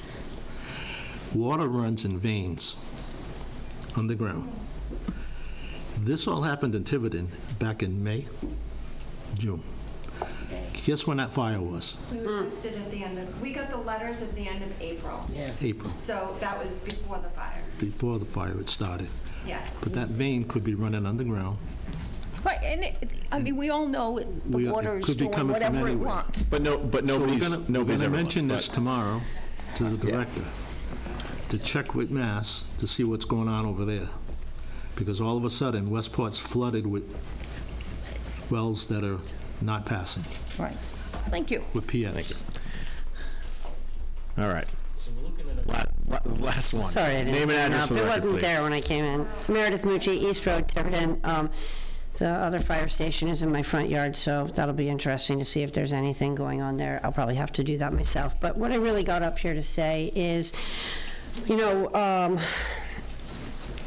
regular citizens of the country.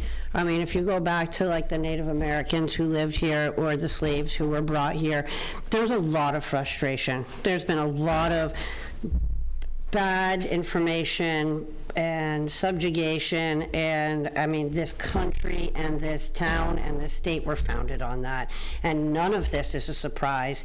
And we have known for a long time that PFAS, like you said, the Dow chemicals, are really, really bad. We have known for a long time, and towns should have been standing up.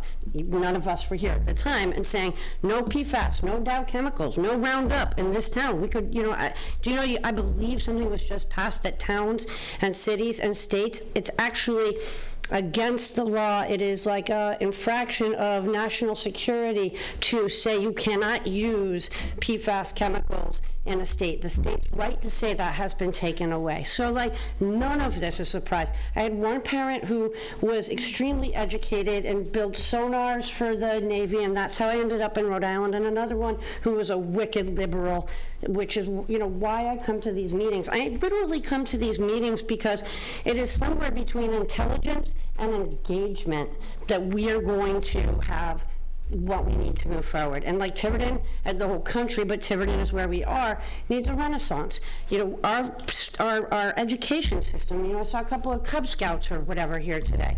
That is where it starts. These kids need to be learning to debate. They need to be learning what town council means. They need to learn what state and global economics. I mean, this is where it starts. That's why I come to these meetings. I'm preaching to the choir because anybody who's here is already engaged and hopefully intelligent, and yeah. But anyway, so thank you all for being here, and but civic duty is like probably our number one, the one thing that, like, it's what makes us human, quite frankly, because every animal eats, every animal poops, every animal makes babies, every animal does, but civic engagement and all of the different minds that come to these meetings. I can have an idea, I can have, you know, I go on Tiverton Happenings, I love Tiverton Happenings. The tea on Tiverton Happenings is like the best. But, you know, maybe we need a town one. We need a town one where nobody can post and no one can make comments. And it's literally like Bajah Café said, where you can find out when the town meetings are. You can see the agendas where it's really easy. You know, and then those things can be taken and reposted on Tiverton Happenings, like Demand Better posts all kinds of great stuff on Tiverton Happenings. And I get a lot of my information about when the meetings are, when they've been canceled, when they've been changed, what's in the agenda.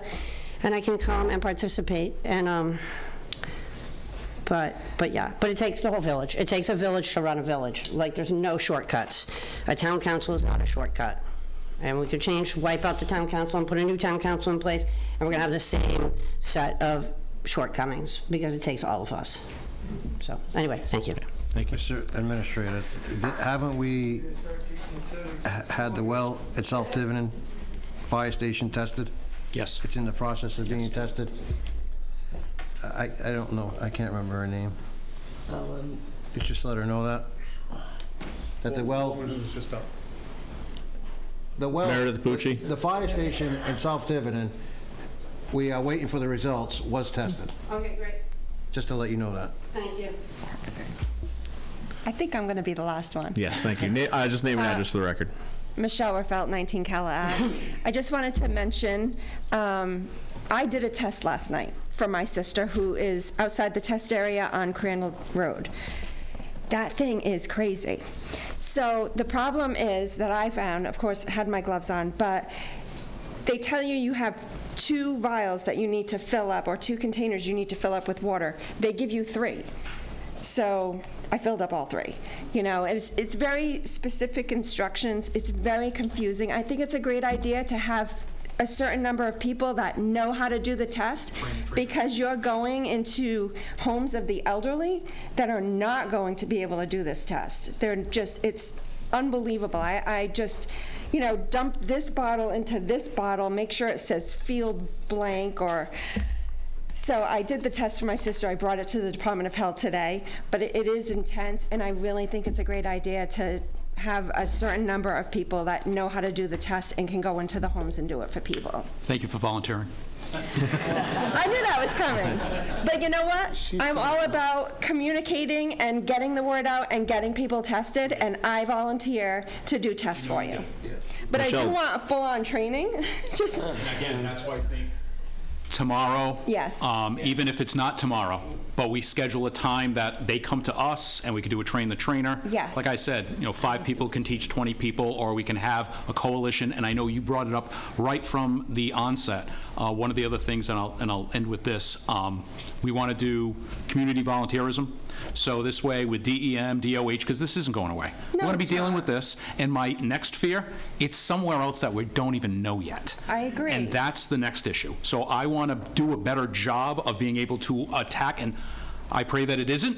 Yes. But if it is, that we attack this, that we do it as a community together, and that we do a better job of handling this moving forward in the future, and being maybe an example for the rest of the state who might not have been dealing with this, because every single community, just like the gentleman said in New Hampshire, they're dealing with it. And I will add, Rhode Island didn't pass the PFAS law until 2025. Right. So they just got the funding. So that's why a lot of these issues are coming up now. Right.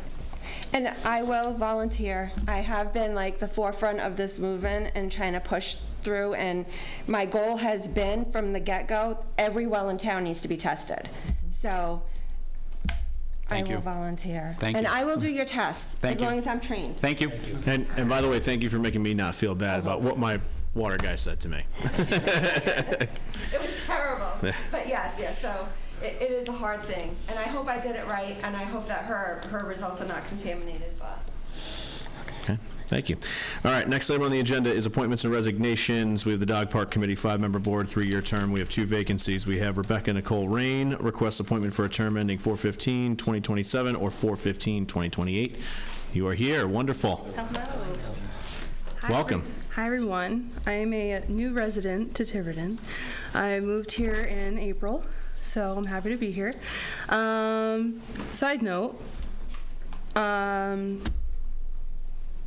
I've heard, this has nothing to do with the dog park committee, but I've heard about the PFAS situation, and I volunteer as well if you guys need help doing testing. I have a background in biology and healthcare, so if you guys need anything, let me know. Also, where is that meeting tomorrow night? High school, 5:30.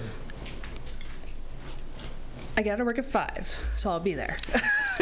All right, awesome. Yeah, so dog park. So I just wanted to thank you guys for your time, for being here tonight.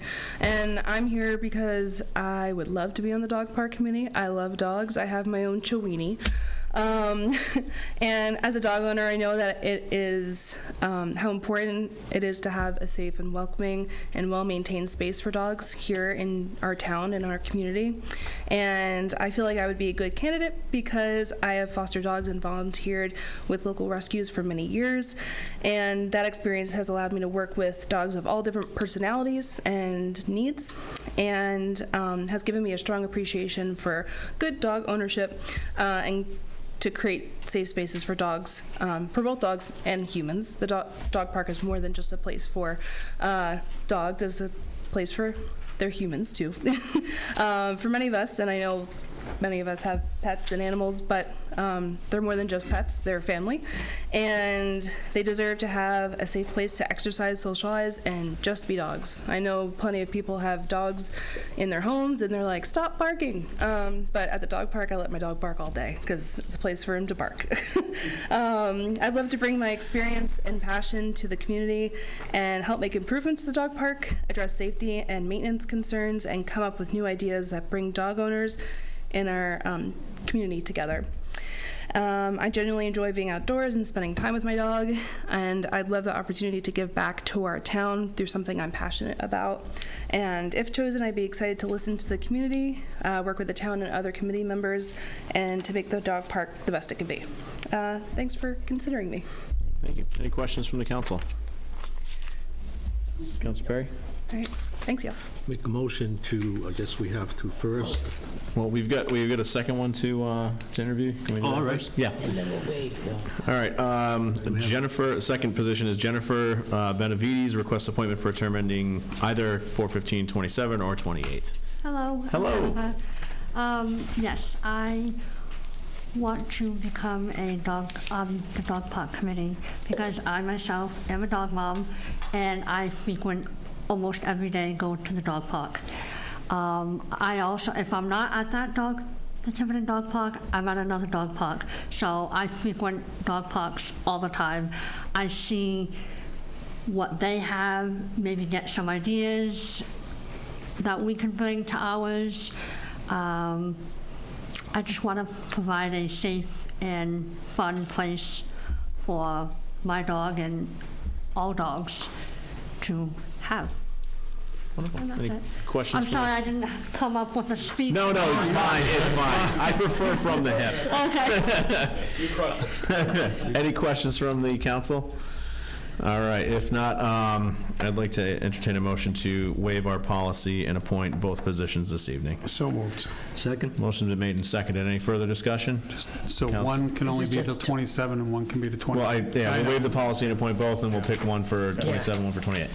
Okay. All those in favor? All those in favor, yes. Okay, so now I'd like to entertain a motion for Rebecca Nicole Rain, and you have to give me the date, the year in that motion. It's not necessarily a committee that people are jumping all over, so I think 1 and 2, and then they'll probably both come up for reappointment at some point, so. 2028. So I make a motion to appoint Rebecca Nicole Rain to the Dog Park Committee, term ending 4/15/2027. Second. Motion to made and seconded. Any further discussion? Hearing none. All those in favor? Okay. Councilor DiMedeiros, take it away. I make a motion to appoint Jennifer L. Benavides to the Dog Park Committee for term ending 4/15/2028. Second. Motion been made and seconded. Any further discussion? Hearing none. All in favor? All right. Congratulations to you both, and we look forward to your volunteerism. Thank you. All right, next item is council sitting as Board of Licensing. We have Blake Hathaway. The LuftHaus requests approval of a special event permit for Klassiker Auto event at Longplex Family and Sports Center on September 27th, 2026 from 9 a.m. to 3 p.m. Is the applicant there? You wonderful. You get to know a lot about the town.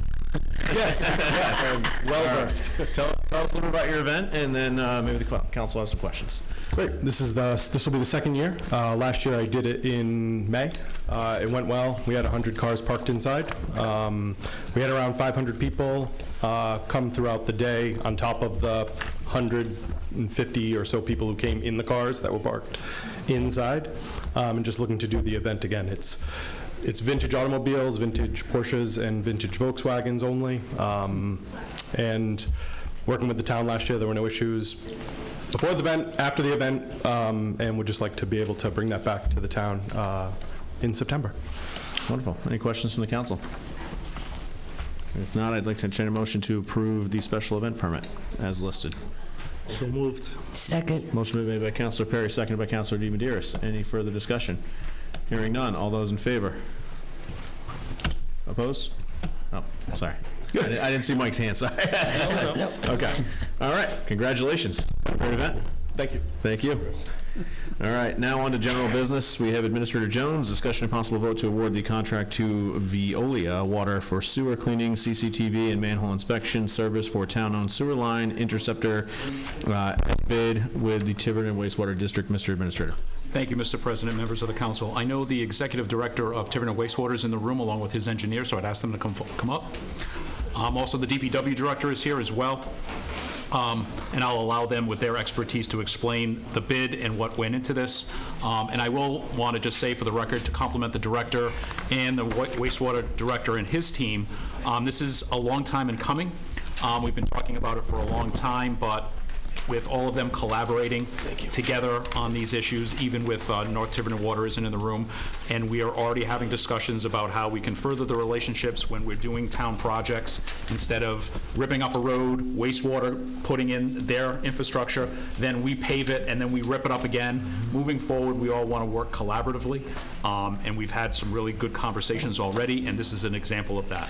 So with no further words, I'll turn it over to the executive director. Okay, thank you very much. I appreciate your time. My name is Mark Nomorowski. I'm the executive director of Tiverton Wastewater District. This is Angelo Liberti, the Tiverton Wastewater District engineer. Just a little bit of background. There is a fair amount of the Tiverton wastewater system that is currently owned by the town of Tiverton. As many of you know, we started off as the Tiverton Wastewater Commission. It was a town department. In 2014, there was enabling legislation that established the Tiverton Wastewater District, and there was an effort from the town to transfer all the assets that were owned by the town to the Tiverton Wastewater District. The administration at the time of the wastewater district said, hold on, we want that pipe to be cleaned and cambered before we take it to ensure that it's in good condition. So 14 years later, right? We're 12 years later, we're finally getting around to it. This has been attempted several other times with previous administrators and previous DPW directors. We've never gotten this far before, so I feel like we're on the goal line. We're gonna get the ball across the goal line this time. So we issued an RFP. We received 5 bids One was not qualified because it was an incomplete submission. The winning bid was $101,160 for the work that we proposed. That included some town-owned assets. That is going to be our priority, is to get that done first, and some Tiverton Wastewater District assets. So Angelo took the liberty of doing the calculation of what the town-owned portion would be versus the Tiverton Wastewater District. And again, as we go forward, one of the beautiful things about having done this as a group RFP is if there's any other CCTV work that needs to be done in town, you could do a change order. We don't have to do a whole new RFP. The contracts will be written separately, paid separately, but again, we've worked together to get this RFP done so that the town can take advantage of our expertise in making sure that this project gets done. We can take advantage of the DPW's expertise in making sure that the right-of-way is clear and accessible, because the DPW, to their credit, has been doing a very good job to date in keeping that right-of-way clear so that inspections can be done. So again, we worked with the town administrator, with the councilor, Marcello, and the DPW director. The funding for this, again, this is according to Mr. Marcello. There's a restricted account that CRMC asked that the town put in place when the interceptor was built. There's $400,000 in it. So what Tiverton Wastewater would expect is that funding is transmitted with the pipe. However, the town could use those funds prior to turning over the assets to pay for this work, and then replenish those funds at a later date. So you don't necessarily need to cut a check within this budget season, in other words. So we're running a little tight over here, as I'm sure you are as well. Obviously, you've got some pretty big fish to fry. But couldn't we take it out of the casino money and then not worry about that? We could, but like the director said, the nice part about parking money there, it collected interest over the 14 years. So it's about $66,000 in interest, so it almost pays for the entire project. All right. So I spoke with the treasurer today. We're good. Okay, thank you. Not to mention, I think we'd have a tough time justifying this as like a CapEx. Well, it's a one-time. Yeah. So I'm available for any questions.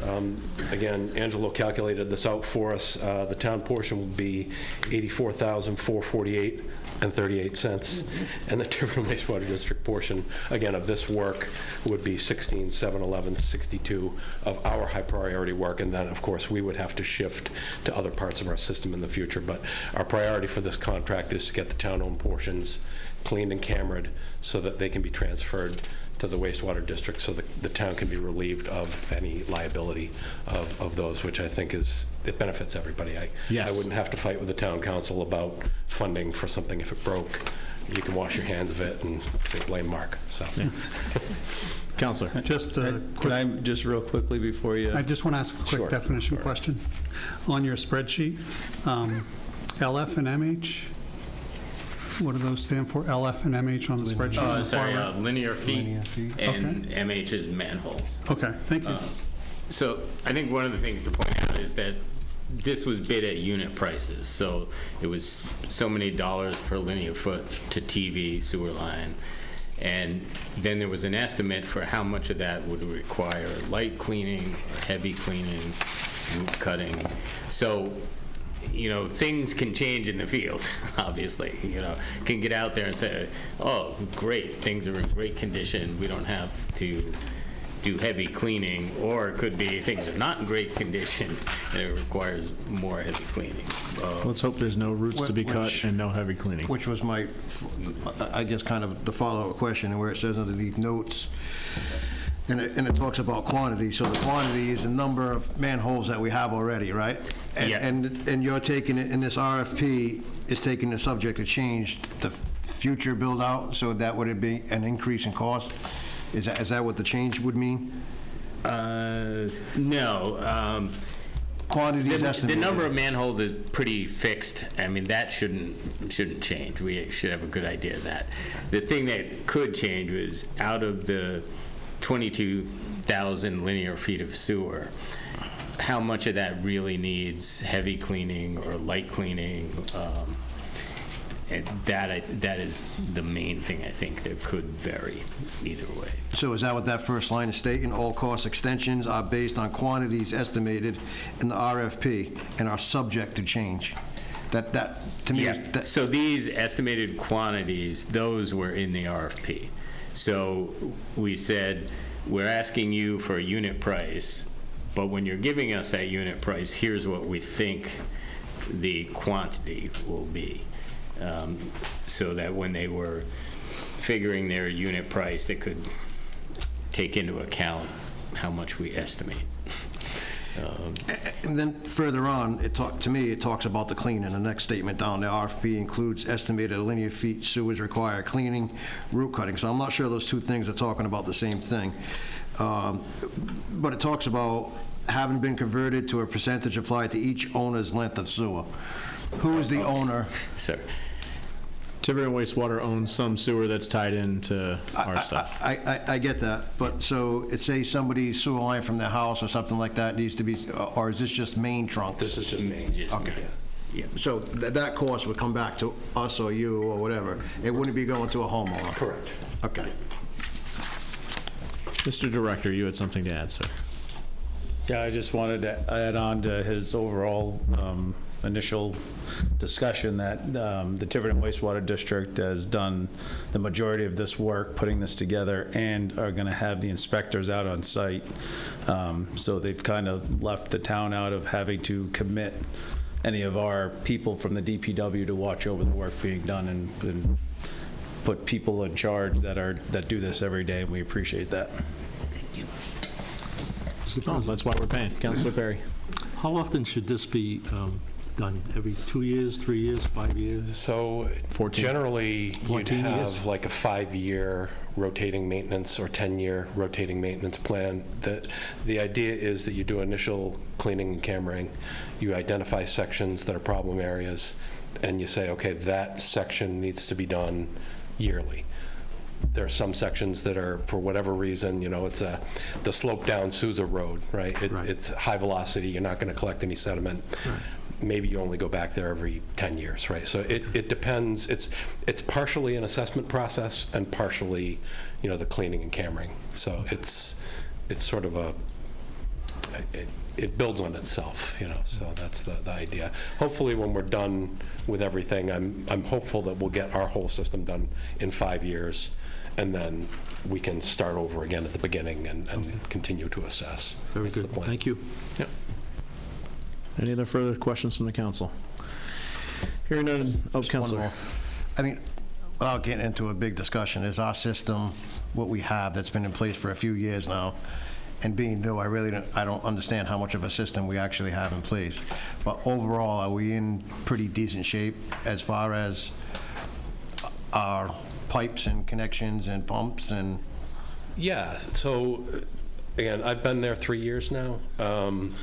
We've made a lot of efforts. There was a lot of what I like to call it deferred maintenance. Basically, things were ignored, right, because there wasn't funds to do it. So, through our phase 1 expansion, our revenues have increased. We've been able to do a lot of our deferred maintenance. All of our pump stations have been inspected. We're replacing generators. We're doing service plans.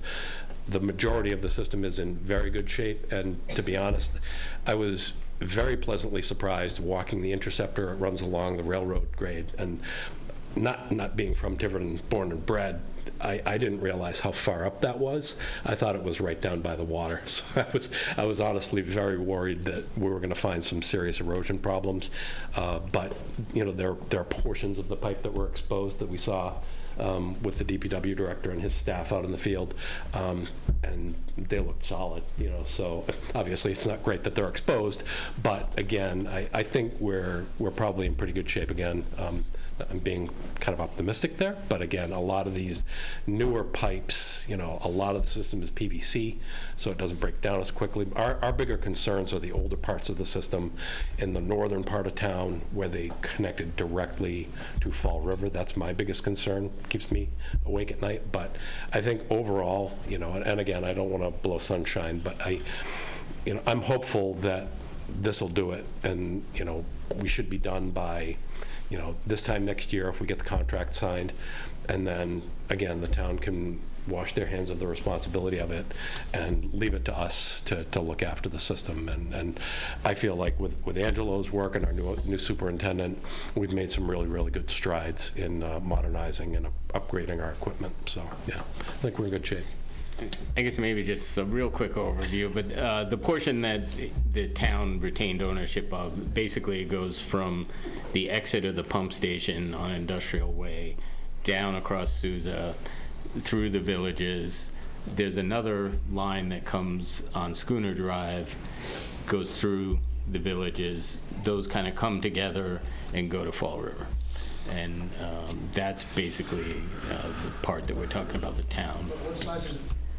What size is that line going down Sousa? I'm just curious. I'm pretty sure it starts at 8 or 10, and at the end of Sousa, it's 12 or 15. All right, thank you. I think when it gets to Fall River, it's 24, I believe. Thanks. My only question, well, I guess two. We're going to have enough capacity for the industrial park?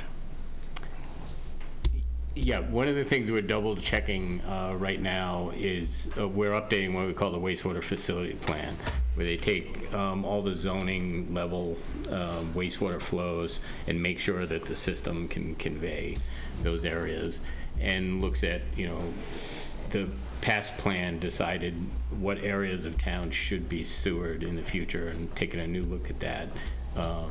So that's one of the things with all the development on Sousa Road that we've been concerned about as well, is that are we sure we have enough capacity to develop the industrial park as well as tie in these developments? Very important if we're going to pay this bill, sure, that we have capacity for the industrial park. And we have an active project with RI Ready, as I'm sure you're well aware, that we're planning an extension down Progress Way, and that's they're working on the cost proposal for the design work now. So that is a go. That's going to happen. So we wouldn't be running the pipe down Progress Way if we didn't feel confident that we were going to be able to serve it. So yeah, that's 100%. And Angelo is the voice on my shoulder that nudges me and says, speak more cautiously, but 100%. We'll definitely get that done. And then the only other point unrelated to this, but I'll make it anyways, is Mr. Nemrowski was kind enough to uncover a plan that our forefathers who sat at these tables decided not to execute on, which would have put public water throughout the entirety of town. So thank you for that, by the way. It would have required $2 million at the time. It would have required a reservoir in the southern part of town, and a lot of Crandall, where the cranberry bogs are, would have been a reservoir. So just so that we're all aware that there's really not much hope of that happening now. But again, yeah, and I just wanted to throw out there too, I am a hydrologist by training. If you guys need any technical assistance on this PFAS issue, please feel free to, ask questions. Patrick knows. I may have some insight on well depths. I know that was a question that you had. Yes. I might have a source of information for those. I'm working my contacts from former colleagues at USGS. They should have some of that data available if it hasn't been destroyed. Or it's in Iron Mountain. Yeah, we may be able to come up with something for well depths. That would be phenomenal. For you. Yeah. Wonderful. If there's no more questions, I'd like to entertain a motion to approve the contract. Yes. May I ask a question?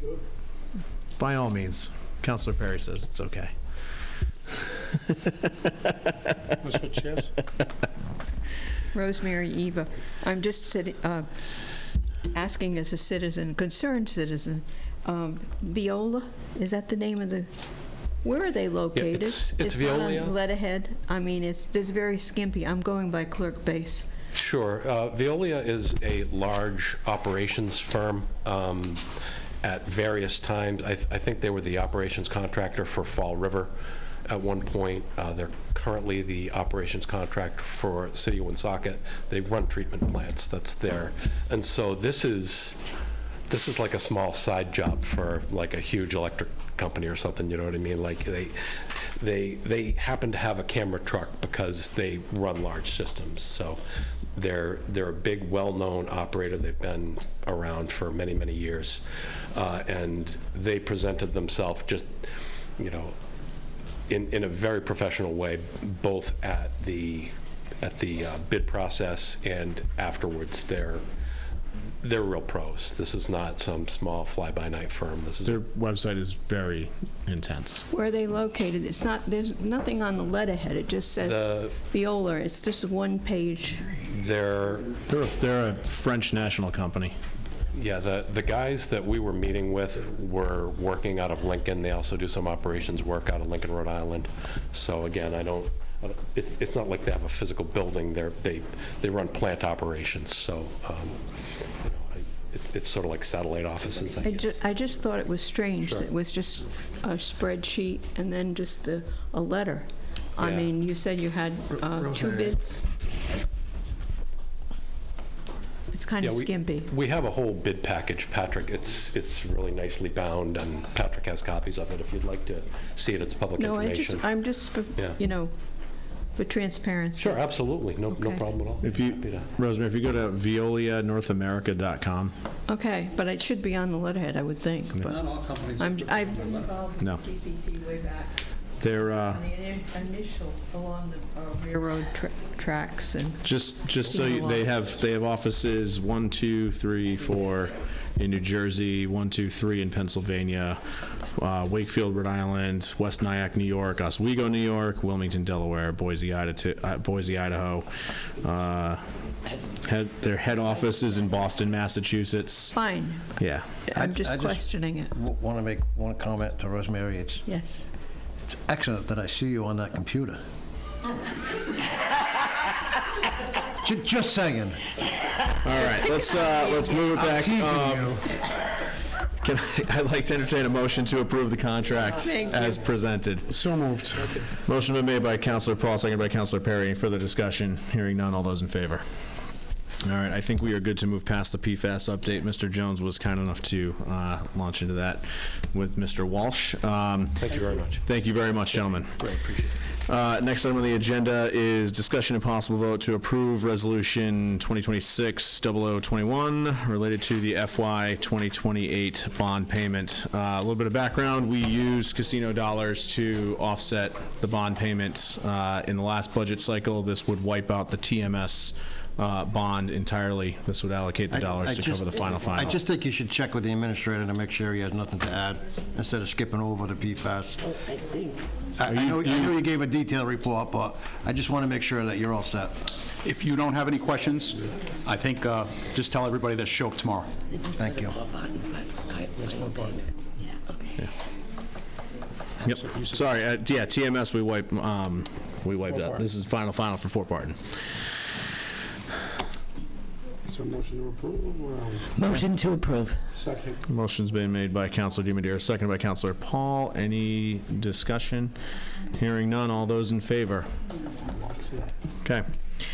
Next item is under me, discussion related to the September 10th, 2026 Community Forum invitation. So we all received an invitation from one of the, what's that? Oh, if you guys, we just couldn't hear over you guys, sorry. So we all received an invitation, or at least you should have, from another individual who's running for town council, who is setting up a community event. I'm sure we all received the letter from Solicitor Marcello that basically said, hey, if more than 4 of you go, this will violate the Open Meetings Act. And I'd love to get the council's opinion on what to do, whether it's an all go or all not go. But I would love to not be in a position where 1 or 2 councilors during an election year get to go and participate in something and actively exclude the rest of us. Councilor Thinking about this. So 2 questions. One is, how is it, I think I know part of the answer, how is it different if 5 of us decide to show up at a zoning or a planning board meeting and sit in the audience and listen? So the second part is, even if more than 4 or more of us showed up and just sat and listened, would that be a violation as well? So sitting and listening from Solicitor Marcello is acceptable. Okay. Participation is the gateway. Councilor DiMadeira. I've been thinking about this. What is the difference between this and the Women League of Voters having a forum where they ask us all questions and there's 7 of us there? 7 town council, we're all running. I think the concern is that the invitation was coming from someone who is running. All right. And speaking on matters that you have authority over then kind of blurs the line between the Open Meetings Act. Oh, I can just share with you, I will not be attending because of that fact, it just by itself. A forum being run by somebody running for council to me is just not correct. I mean, you're going to be the moderator of all this also, so I just have an issue with it, and I personally, I have nothing to hide, but I just won't be attending that. So, just my feelings. I would also, Councilor Perry, or Councilor Paul? She was next. No. No, Denise. Councilor Demidaris? Yeah, I spoke already. You fooled me. No, well, the only thing I'll add is touching on the Women's League. The format of that was different also. They were only asking certain questions of certain people, and that was it. Yeah. And that way, there wasn't a rolling quorum there. Okay. But I agree with Councilor Comito. Somebody that's actively running, how about you sit at the other side of the table and tell us what you're going to do different? Councilor Perry? I already responded. I will not be attending. Okay. The only other piece that I would mention too is this kind of, and this would be for the library to discuss because that's the location it's going to be hosted at, but this blurs the line between a campaign event on town property, which is also not permitted. So I think we've got a pretty good sense. That's all I have. All right. Madam Clerk, elections update. Elections update, just to let everybody know, yesterday was the last day to register to vote for the primary and also to disaffiliate. The deadline was yesterday. Mail ballot application deadline is August 19th. Early voting starts on August 20th here at Town Hall, and that goes through September 8th. And this year, the primary is on a Wednesday because of the holiday on Monday. So it's September 9th is primary. That is also opening day for the New England Patriots. It is? Yeah. Okay. Yes. Madam Clerk, I have a question. Town offices were closed yesterday for Victory Day, right? Yes. So, I mean, somebody at statewide elections should have thought through like the date that it landed on, because I saw a number of other candidates posts on various social media platforms. Hey, today's the last day to go and get registered for vote for the primary, and I'm like, yeah, you can't. Yeah, well, yes, you can. You can go to vote.ri.gov and that's right. Sign up, register to vote, as well as paper ballot, application form was at the police station until 4 o'clock yesterday. Cool. So it was available. There was multiple options available for people to register to vote, and it's normal. Normally, it's on a Saturday or a Sunday because of the number of days that you have to do it before the election. So because it moved one day to Wednesday, this also moved from Sunday to Monday. So, and it just happened to be a holiday. The only other thing I want to bring you up to date on, the Board of Canvassers did certify the ballot questions, and they were provided to the Secretary of State's office. Wonderful. Last Wednesday. And the ballot questions for Tiverton will be ballot questions 6 through 18, because the state has Bonds 5 ballot and- questions. Wonderful. Any questions? Any Do questions? you need poll workers for the general? So also at that meeting on July 30th, the Board of Canvassers did approve the appointment of the poll workers for the primary. This particular election is primary, and it's not expected to be a heavy turnout as far as comparing it to the general. The general election, we're working on those, and that will follow the process of appointment. But we're all set for now? Right. Yeah, that's what I meant. For the general, you will need poll workers. Poll Yes. workers. Yes, and the town feeds you and they pay you, correct? Yes. So if anybody's at home and wants something to do in the general. We have gotten quite a few applications in. in particular, this primary, we're not going to have any greeters to greet people at the door. If there's certain locations that we really should have some greeters. It was decided by the Board of Canvassers not to have greeters at the primary because it's low volume, but we'll have greeters at the general election. So we'll be reaching out to get greeters on the list for the general election. Councilor Paul. Madam Clerk, the polling locations for the primary, consolidated or no? They are not consolidated. No, okay. The Board of Canvassers decided to open each poll location to avoid any confusion with the general election. Because it does in fact cause some confusion, especially when like you combine Ranger and THS, the high school, then they get confused as to which location to go to at the general. So they decided to keep all of the poll locations open. I think that's a great assessment. Anybody else have anything to ask the clerk? If not, I'd like to entertain a motion to adjourn. Councilor Comito? It's not so much the clerk, but I just wanted to mention that. Oh, yes, we did talk about this, and Yes, here we are. I wanted to talk about tonight, adding to the agenda, a possible moratorium for building until we get this water stuff straightened out. I spoke with the town lawyer, Mike, tonight, and he could not make the meeting tonight, and Todd had a family emergency going on, so he asked that. I'm going to put it on the agenda for the next meeting so we can have that discussion and get the legality of it all. So it hasn't been forgotten, but no, we'll just get it on the next agenda. And the part of the reason why is for anybody watching at home, when it came up, because of the Victory Day holiday, we had already filed the agenda, and there was no time to amend it to get it on for this evening, so we will have it on the next agenda. I make a motion to adjourn. Motion been made, second by Councilor Perry. Any further discussion? Hearing none, all in favor? Okay.